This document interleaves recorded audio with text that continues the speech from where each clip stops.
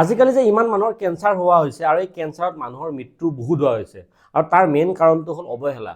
মানে আমাৰ দেশৰ যিকোনো ঠাইতে কেঞ্চাৰ নহওক কিয় ই প্ৰথমৰে পৰা কিছুমান সৰু সৰু লক্ষণ আমাক দেখা দিয়ে আৰু আমি সেই লক্ষণবিলাক ইগনোৰ কৰি থকাৰ ফলতে কেঞ্চাৰৰ যিটো ষ্টেজ হয় সেই ষ্টেজটো বাঢ়ি বাঢ়ি ষ্টেজ 4 একদম লাষ্টৰ ষ্টেজ পাইগৈ আৰু তেনে ক্ষেত্ৰত ট্ৰিটমেণ্টটো বহুত বেছি কমপ্লেক্স হয় আৰু মানুহজনক বচোৱাৰ চান্স বহুত বেছি কমি যায়। সেইকাৰণে সেই লক্ষণবোৰ আমি জনাটো ইম্পৰ্টেণ্ট।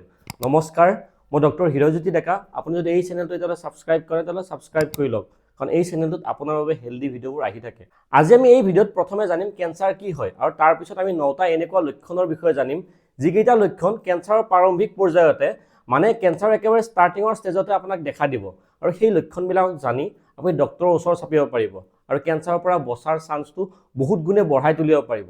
প্ৰথমে আমি জানিলোঁ কেঞ্চাৰ কি হয়। আমাৰ দেহত যিবোৰ চেল আছে মানে যিবোৰ কোষ আছে সেইবোৰ ডিভাইড হৈ প্ৰথমে এটাৰ পৰা দুটা হ'ব, দুটাৰ পৰা চাৰিটা হ'ব, এনেকৈ ডিভাইড হৈ হৈ বাঢ়ি থাকিব আৰু এটা সময়ৰ পিছত যেতিয়া বুঢ়া হৈ আহিব চেলটো মৰি যাব, আকৌ নতুন চেল হ'ব। কিন্তু কেঞ্চাৰৰ ক্ষেত্ৰত কি হয়, কেঞ্চাৰ চেলবিলাকৰ সেই যিটো ডিভাইড হোৱাৰ প্ৰচেছ তাতে কোনো কণ্ট্ৰল নাথাকে, একেবাৰে আনকণ্ট্ৰলভাৱে ই বাঢ়ি যাই থাকে আৰু সেই কেঞ্চাৰ চেলবোৰ লাহে লাহে এঠাইৰ পৰা আন ঠাইলৈ স্প্ৰেড হ'ব আৰু তেনেকৈ কেঞ্চাৰটো এটা ঠাইৰ পৰা বেলেগ ঠাইলৈ স্প্ৰেড হৈ যাব। সেইকাৰণে কেঞ্চাৰ একেবাৰে ষ্টাৰ্টিঙৰ ষ্টেজত যেতিয়া কেঞ্চাৰটো এটা ঠাইতে থাকে, এটা নিৰ্দিষ্ট ঠাইতে থাকে, সেই তেতিয়া ট্ৰিটমেণ্টটো বহুত ইজি হয় আৰু সেই সময়তে যদি ট্ৰিটমেণ্টটো কৰিব পৰা যায় তেতিয়া মানুহজনক বচোৱাৰ চান্স বহুত বেছি থাকে। কিন্তু যেতিয়া ষ্টেজটো বাঢ়ি যায় তেতিয়া কেঞ্চাৰটো এটা ঠাইৰ পৰা আন ঠাইলৈ বেলেগ বেলেগ জেগাত স্প্ৰেড হৈ যায়।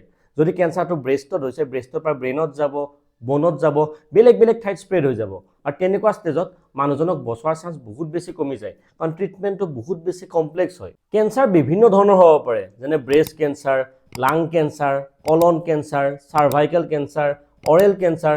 কেঞ্চাৰ যিকোনো টাইপৰেই নহওক ই ষ্টাৰ্টিঙত কিছুমান লক্ষণ দেখা দিব আৰু যদি সেই লক্ষণবিলাকক আমি যদি চিনাক্ত কৰিব পাৰোঁ তেতিয়াহ'লে আমি সোনকালে ডক্টৰৰ ওচৰ চাপিব পাৰিম আৰু তেনেকৈ আমাৰ ট্ৰিটমেণ্টটো ইজি হৈ পৰিব।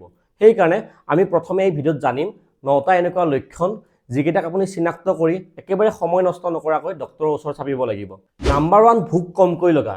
নৰ্মেল মানুহ এজনৰ কি হয়, যেতিয়া ভোক লাগে আমাৰ ব্ৰেইনে বডিক ছিগনেল দিয়ে যে ভোক লাগিছে, কিন্তু কেঞ্চাৰ পেচেণ্টৰ ক্ষেত্ৰত এই যিটো ছিগনেল সেইটোত বাধা জন্মে।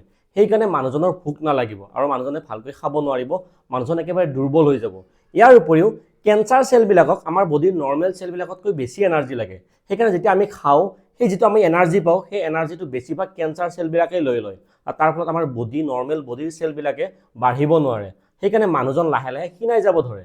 সেইকাৰণে যদি আপুনি দেখিছে কোনোবা মানুহে বহুত কম সময়ৰ ভিতৰতে ডায়েটিং নকৰাকৈ বা বেছিকৈ পৰিশ্ৰম নকৰাকৈ বহুত কম সময়ৰ ভিতৰত বহুত বেছি ওজন কমি গৈছে, ক্ষীণাই গৈছে আৰু মানুহজনৰ কাপোৰবিলাক ডাঙৰ হৈ গৈছে, তেতিয়াহ'লে একেবাৰে পলম নকৰাকৈ ডক্টৰক দেখুৱাব লাগিব, কাৰণ এইটো কেঞ্চাৰৰ লক্ষণ হ'ব পাৰে। নাম্বাৰ 2, জ্বৰ আৰু ৰাতিৰ ভাগত বেছিকৈ ঘামুৱা। যিবোৰ মানুহৰ নজনাকৈ দেহৰ ভিতৰি ব্লাড কেঞ্চাৰ হৈ আছে, যেনে লিম্ফোমা হৈ আছে, তেনে ক্ষেত্ৰত মানুহজনৰ বহুত বেছি সঘনাই জ্বৰ হ'ব।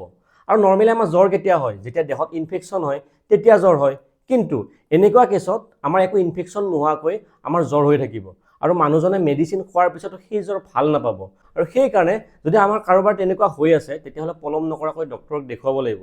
ডক্টৰে ব্লাড টেষ্ট কৰি আৰু বিভিন্ন টেষ্ট কৰি কিনে কনফাৰ্ম কৰিব জ্বৰটো কিহৰ কাৰণে হৈ আছে। নাম্বাৰ 3, কাহ হোৱা আৰু মাতটো গহীন হৈ যোৱা। নৰ্মেলি যেতিয়া আমাৰ কাহ হয় বা চৰ্দি হয় আমাৰ মাতটো গহীন হয়েই, কিন্তু আমি যেতিয়া মেডিচিন খাওঁ বা এসপ্তাহ 10 দিনৰ পিছত ই নিজে নিজে ঠিক হৈ যায়। কিন্তু কোনোবা মানুহৰ যদি বহুত দিন থকাৰ পিছতো, বহুত মেডিচিন খোৱাৰ পিছতো, 3 সপ্তাহতকৈ বেছি হৈ যোৱাৰ পিছতো ভাল পোৱা নাই, তেনে ক্ষেত্ৰত ডক্টৰক দেখুৱাব লাগিব আৰু ডক্টৰক দেখুৱাই বুকুৰ এক্সৰে, চিটি স্কেন আৰু বেলেগ বেলেগ টেষ্ট কৰি কনফাৰ্ম কৰিব লাগিব বেলেগ কিবা বেমাৰ হৈছে নেকি, কাৰণ ডিঙিৰ কেঞ্চাৰ আৰু লাং কেঞ্চাৰতো তেনেকুৱা লক্ষণ দেখা দিয়ে। Number 4, skin cancer. Skin cancer যিটো আমি মেলানমা বুলি কওঁ সেইটোক আপুনি চকুৰে চাও অনুমান কৰিব পাৰে, কাৰণ আমাৰ দেহত যিবোৰ তিল থাকে সেইবোৰ আমাৰ জীৱন ভৰলৈ একেই থাকে, তাত কোনো চেঞ্জ নহয়। কিন্তু কোনোবা এজন মানুহৰ যদি বহুত কম সময়ৰ ভিতৰতে সেই তিলটোৰ চাইজটো চেঞ্জ হ'ব ধৰিছে, চাইজটো ডাঙৰ হ'ব ধৰিছে আৰু তাৰ যিটো নৰ্মেল ঘূৰণীয়া শ্বেপ সেই শ্বেপটো চেঞ্জ হ'ব ধৰিছে আৰু যদি তাৰ কালাৰ নৰ্মেলি কলা থাকে সেই কালাৰটো চেঞ্জ হ'ব ধৰিছে, তেতিয়াহ'লে আমি চিন্তিত হ'ব লাগিব আৰু ডক্টৰক দেখুৱাব লাগিব। সেইকাৰণে আৰু আপুনি এইটো কনফাৰ্ম কৰিবৰ কাৰণে ABCDE টেষ্ট কৰি কিনেও আপুনি বহুখিনি অনুমান লগাব পাৰিব। A for asymmetry। নৰ্মেলি আমাৰ দেহৰ তিলবোৰ কেনেকুৱা হয়, ঘূৰণীয়া হয়, মানে তাৰ এটা হাফ যেনেকুৱা হয় আনটো হাফো তেনেকুৱাই হ'ব। কিন্তু যদি কোনোবা এজন মানুহৰ তিলটোৰ এটা ছাইড বেলেগ হয় আনটো ছাইড বেলেগ হয় তেতিয়া এইটো চিন্তাৰ কাৰণ হৈ পৰে। B for border। যদি বৰ্ডাৰটো ইৰেগুলাৰ হয়, ঘূৰণীয়া নহয়, বেলেগ বেলেগ আকৃতিৰ হয়, শ্বেপটো একদম ইৰেগুলাৰ হয়, তেতিয়াও ই এটা চিন্তাৰ কাৰণ হয়। C for color। মানে নৰ্মেলি কালাৰটো আমাৰ কেনেকুৱা হয়, কলা হয় বা মটিয়া হয়। কিন্তু যদি তিলটোৰ কালাৰ চেঞ্জ হয়, কলা আছে, বগা আছে, মটিয়া আছে, ৰঙা আছে, এনে বেলেগ বেলেগ কালাৰ হ'ব ধৰিছে, তেতিয়া এইটো চিন্তাৰ কাৰণ হৈ পৰে। D for ডায়ামিটাৰ। নৰ্মেলি আমাৰ তিলবিলাক সৰু থাকে, কিন্তু যদি তিলটো ডাঙৰ হৈ বাঢ়ি 6 মিলিমিটাৰতকৈ বেছি ডাঙৰ হৈছে, তেতিয়াহ'লে আমি ডক্টৰক দেখুৱাব লাগিব। ই ফৰ ইভলভিং। নৰ্মেলি আমাৰ কি হয়, জীৱনভৰ আমাৰ যিটো দেহত তিল থাকে, সেই তিলটো একেই থাকে, সি নাবাঢ়ে, চেঞ্জ নহয়। কিন্তু যদি কোনোবা এটা তিল বহুত কম সময়ৰ ভিতৰতে তাৰ কালাৰ, তাৰ চাইজ, তাৰ শ্বেপটো যদি চেঞ্জ হ'ব ধৰিছে, বাঢ়িব ধৰিছে, তেতিয়াহ'লে আমি একেবাৰে পলম নকৰাকৈ ডক্টৰক দেখুৱাব লাগিব, কাৰণ এইটো স্কিন কেঞ্চাৰৰ বহুত ডাঙৰ এটা কাৰণ হয়। নাম্বাৰ 5, ভাগৰ লগা আৰু দেহৰ যিকোনো এটা ঠাইত বিষ হৈ থকা। কিছুমান মানুহৰ যদি 2 সপ্তাহতকৈ বেছি সময়ৰ কাৰণে ভাগৰ লাগি থাকে, মেডিচিন খোৱাৰ পিছতো, ভালকৈ খোৱাৰ পিছতো আৰু ভালকৈ ৰেষ্ট লোৱাৰ পিছতো যদি ঠিক হোৱা নাই, তেতিয়াহ'লে ই এটা চিন্তাৰ কাৰণ হৈ পৰে। কাৰণ যিবোৰ ব্লাড কেঞ্চাৰ থাকে, সেইবোৰ মানুহৰ এনিমিয়া হয় আৰু তাৰ ফলত মানুহজন দুৰ্বল হৈ পৰে, ভাগৰ লাগে। ইয়াৰ উপৰি বেলেগ বেলেগ কেঞ্চাৰতো দেহৰ ইমিউনিটিটো কমি যায়, তাৰ ফলতো মানুহজন বহুত দুৰ্বল হৈ পৰে। আৰু যদি কোনোবা এজন মানুহৰ যিকোনো এটা ঠাইত বিষ হৈ আছে, বহুত দিনৰ পৰা বিষ হৈ আছে, আৰু মেডিচিন খোৱাৰ পিছতো বিষটো ঠিক হোৱা নাই, যেনেকৈ কঁকালৰ বিষ হৈ আছে, বুকুৰ বিষ হৈ আছে, হাড্ডিবিলাকৰ বিষ হৈ আছে, তেতিয়াহ'লে ডক্টৰক দেখুৱাই আপুনি চাব লাগিব আপোনাৰ কি হৈছে। নাম্বাৰ 6, যিকোনো ঠাইত ফুলি উঠা বা গুটি উঠা। যদি কাৰোবাৰ ব্ৰেষ্টত বা টেষ্টিছত বা ডিঙিত বা আপোনাৰ কাফিলতিৰ তলত গুটি উঠিছে বা ফুলি যোৱাৰ নিচিনা হৈছে, তেতিয়াহ'লে এইটো কেঞ্চাৰৰ কাৰণ হ'ব পাৰে, আৰু আপুনি ডক্টৰক দেখুৱাই টেষ্ট কৰি কনফাৰ্ম কৰিব লাগিব। কাৰণ ব্ৰেষ্ট কেঞ্চাৰ, টেষ্টিকুলাৰ কেঞ্চাৰ এনেকৈ ষ্টাৰ্ট হয়। কাৰণ আপোনাৰ যদি গুটি উঠা বা ফুলি উঠা জেগাখিনি ভাল হৈ অহা নাই, বাঢ়ি আছে, বিষু বেছি নহয়, তেতিয়াহ'লে আপুনি ডক্টৰক দেখুৱাই কনফাৰ্ম কৰিব লাগিব। Number 7, abnormal bleeding. যদি দেহৰ যিকোনো ঠাইৰ পৰা এবনৰ্মেল ব্লিডিং হৈ আছে, কোনো কাৰণ নোহোৱাকৈ ব্লিডিং হৈ আছে, তেতিয়াহ'লে ই এটা চিন্তাৰ কাৰণ হৈ পৰে, আৰু ইয়াক প্ৰপাৰ ইনভেষ্টিগেশ্যন কৰি কনফাৰ্ম কৰিব লাগিব। যদি কাহোঁতে কাহৰ সেকাৰ লগত তেজ ওলায়, তেতিয়াহ'লে লাং কেঞ্চাৰৰ লক্ষণ হ'ব পাৰে। যদি বমি কৰোঁতে তেজ ওলায়, তেতিয়াহ'লে ইছ'ফেজিয়েল কেঞ্চাৰৰ লক্ষণ হ'ব পাৰে। যদি কোনোবা মানুহৰ পায়খানাৰ লগত তেজ যায়, তেতিয়া পাইলছো হ'ব পাৰে, ফিচাৰো হ'ব পাৰে। কিন্তু কলন কেঞ্চাৰ বা ৰেক্টেল কেঞ্চাৰটো এনেকুৱা লক্ষণ দেখা দিব পাৰে। সেইকাৰণে ডক্টৰক দেখুৱাই আপুনি কনফাৰ্ম কৰিব লাগিব যে আপোনাৰ কি হৈছে। ইয়াৰ উপৰিও মহিলাৰ ক্ষেত্ৰত যদি ইৰেগুলাৰ ভেজাইনেল ব্লিডিং হয়, এবনৰ্মেল ব্লিডিং হয়, তেতিয়াও ডক্টৰক দেখুৱাই কনফাৰ্ম কৰাব লাগিব। নাম্বাৰ 8, পেচাব আৰু পায়খানাৰ হেবিটটো চেঞ্জ হোৱা।